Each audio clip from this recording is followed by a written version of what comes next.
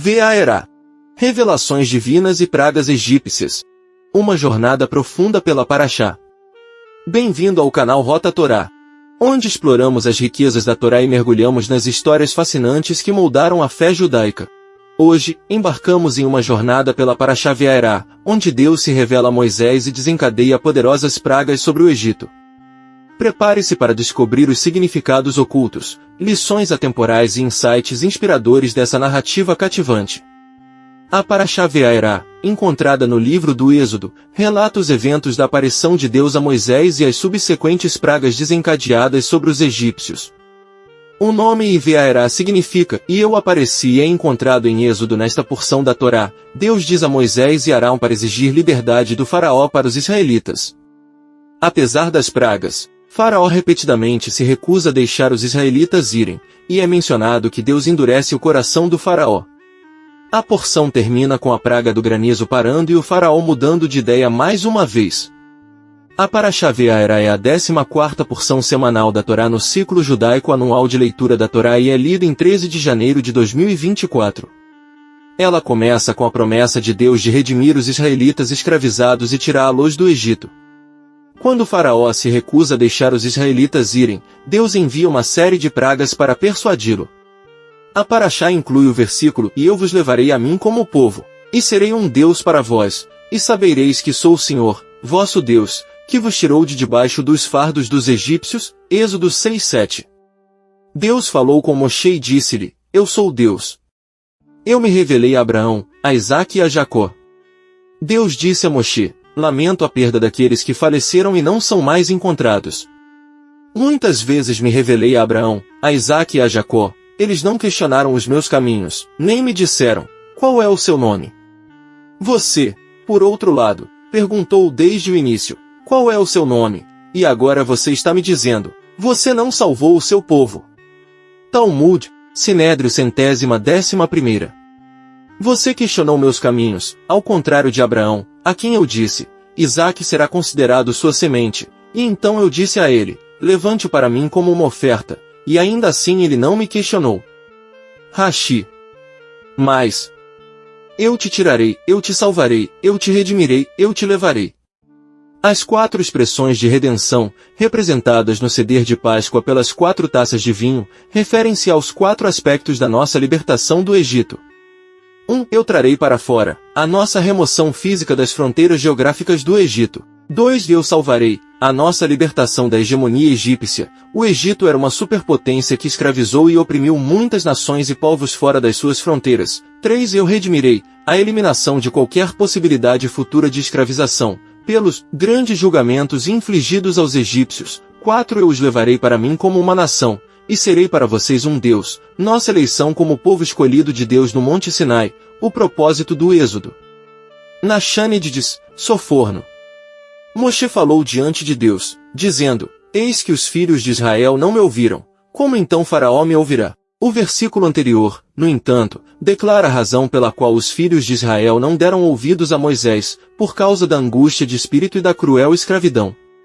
Por quê, então, Moisés deduziu disso que Faraó não lhe obedeceria? Mas Moisés sabia que o poder de um líder deriva do seu povo.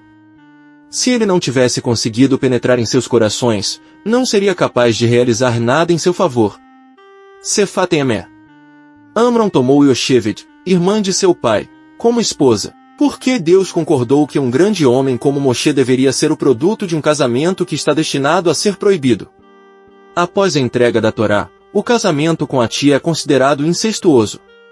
Por que nenhum homem é nomeado autoridade sobre a comunidade, a menos que haja algo censurável no seu passado, para que ele não domine a comunidade? Como foi o caso do rei Davi, que era descendente do casamento aparentemente questionável de Boaz e Ruth. Xiscuni. Arão tomou Elisheva, filha de Aminadab, irmã de Narshon, como esposa, 6:23. Visto que se afirma que ela era filha de Aminadab, não seria óbvio que ela é irmã de Narshon? A partir daqui, então, deve-se inferir que quem toma uma esposa deve perguntar sobre o caráter de seus irmãos. Foi ensinado: a maioria das crianças segue os irmãos da mãe. Talmud, Bava Batra 110ª. Arão jogou sua vara diante do faraó, e ela se transformou em uma cobra. Faraó convocou os sábios e feiticeiros do Egito, cada um jogou sua vara no chão e elas se transformaram em cobras. O faraó começou a zombar deles e a cantar para eles como uma galinha, dizendo-lhes: então estes são os sinais de seu Deus. É comum que as pessoas levem mercadorias para locais onde há escassez delas, mas alguém importa salmoura para Pameia ou pesca para Acco? Você não está ciente de que todos os tipos de magia estão dentro da minha província? Ele então pediu que as crianças fossem trazidas da escola, e elas também realizaram essas maravilhas. Disse Moisés: para Herbon leva-se ervas. Midrash Rabá. A vara de Arão tragou a vara deles. 7 verso 12. Deus disse: se a serpente de Arão engolir as serpentes dos egípcios, não haverá nada de notável nisso, pois as serpentes geralmente engolem umas às outras. Portanto, deixe-o retomar sua forma original e engolir suas serpentes. Midrash Rabá. Os caminhos da Torá são caminhos agradáveis, e todos os seus caminhos são paz. Provérbios 3 verso 17. Nossa tarefa é criar luz, não combater as trevas. No entanto, há momentos em que somos forçados a recorrer à batalha, em que devemos vencer aqueles que procuram nos vencer. Assim, Moisés, o gentil pastor de Israel, e Arão, o derradeiro homem de paz, encontram-se no papel de juiz e castigador do faraó, esmagando o poder do Egito e destruindo os seus ícones e mitos. É aí que reside a lição a ser derivada do fato de que a vara de Arão engoliu as serpentes dos egípcios depois de ter voltado à sua forma original, e não como uma serpente em si. Pois mesmo quando faz guerra, o judeu não é um guerreiro. Mesmo quando ele consome as serpentes do inimigo, ele próprio não é uma serpente, vomitando veneno e ódio. Seu instrumento de vingança é tão desprovido de sentimento vingativo quanto uma vara petrificada, tão frio a fúria da guerra quanto uma vara sem vida. O Rebbe de Lubavitch: Deus falou a Moshe: diga a Arão, pegue sua vara e estenda sua mão sobre as águas do Egito. As 3 primeiras pragas, sangue, sapos e piolhos, foram causadas por Arão. Pois Deus disse a Moshe: as águas que te protegeram quando você foi lançado no rio, e o solo que te protegeu quando você enterrou o egípcio, não é apropriado que eles sejam afligidos por tua mão. Portanto, eu os afligirei por meio de Arão. Mina Rabino Eliezer. Em vasos de madeira e em vasos de pedra, Êxodo 7:19. Se um egípcio e um israelita estivessem numa casa onde havia um barril cheio de água, e o egípcio fosse encher uma jarra, descobriria que continha sangue, mas o israelita beberia a água do mesmo barril. Se o egípcio lhe dissesse: tire-me um pouco de água com a sua própria mão, e o israelita lhe desse, isso se transformaria em sangue. Mesmo que ele lhe dissesse: bebamos ambos do mesmo vaso, o israelita beberia água, mas o egípcio beberia sangue. Somente depois de comprar a água do israelita por dinheiro é que o egípcio pôde beber água, e dessa forma os israelitas enriqueceram. Midrash Rabá.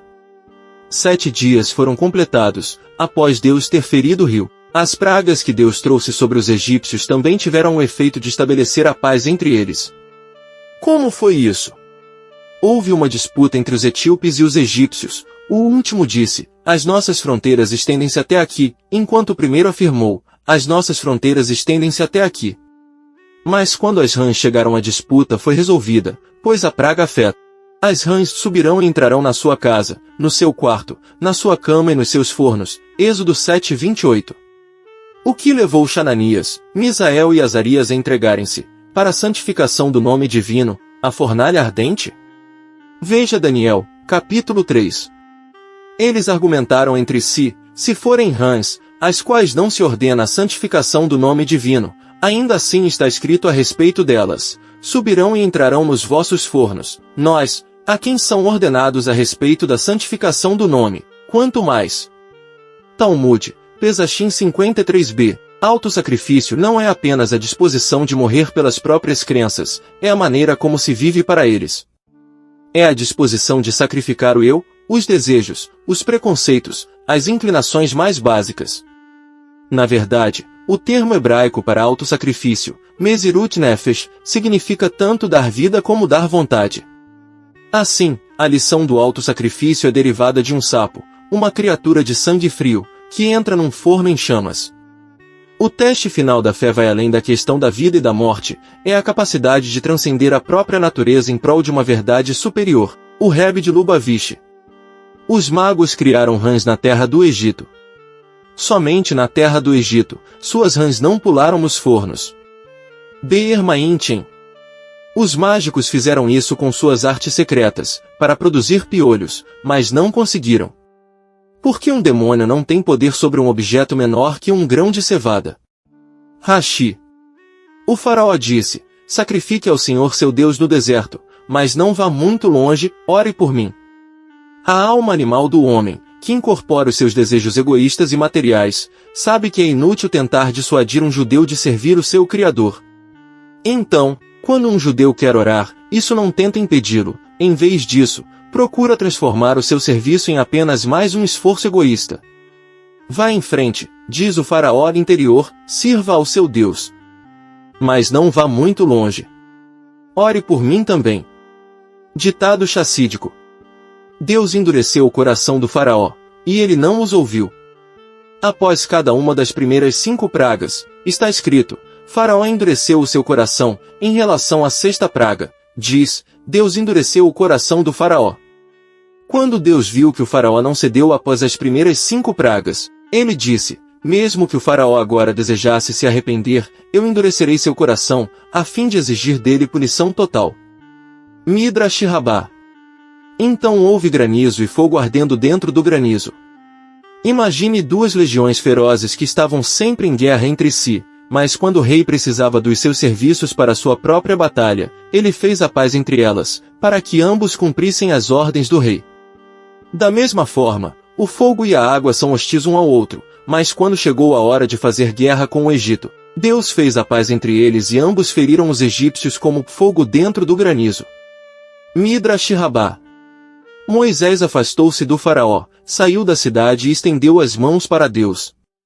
Moshe não queria orar a Deus dentro da cidade, pois ela estava cheia de ídolos. Rashi. O linho e a cevada foram destruídos, porque a cevada estava na espiga e o linho estava em botão. Mas o trigo e a espelta não foram feridos, pois ainda eram flexíveis. Uma pessoa deve sempre ser flexível como uma cana e nunca ser inflexível como o cedro. Talmud, Tani 20b. Os trovões e o granizo cessaram, e a chuva não caiu mais sobre a terra. As pedras de granizo que caíam quando Moisés orou ficaram suspensas no ar e não atingiram a terra. Quando eles desceram? Nos dias de Josué eles atacaram os amorreus, como está escrito, Josué 10:11, que aconteceu que, fugindo eles de diante de Israel, que Deus lançou grandes pedras do céu sobre eles. O restante descerá nos dias de Gog e Magog. Midrash Rabbah. Agradecemos por acompanhar esta jornada pelas Escrituras Sagradas. Se você aprendeu algo com este vídeo, não se esqueça de deixar seu like, compartilhar com outros buscadores de conhecimento e se inscrever para mais conteúdos inspiradores da Rota Torá. Que as lições da Parahá Ve'era iluminem seu caminho e fortaleçam sua compreensão da fé judaica. Até a próxima viagem pela Torá. Shalom.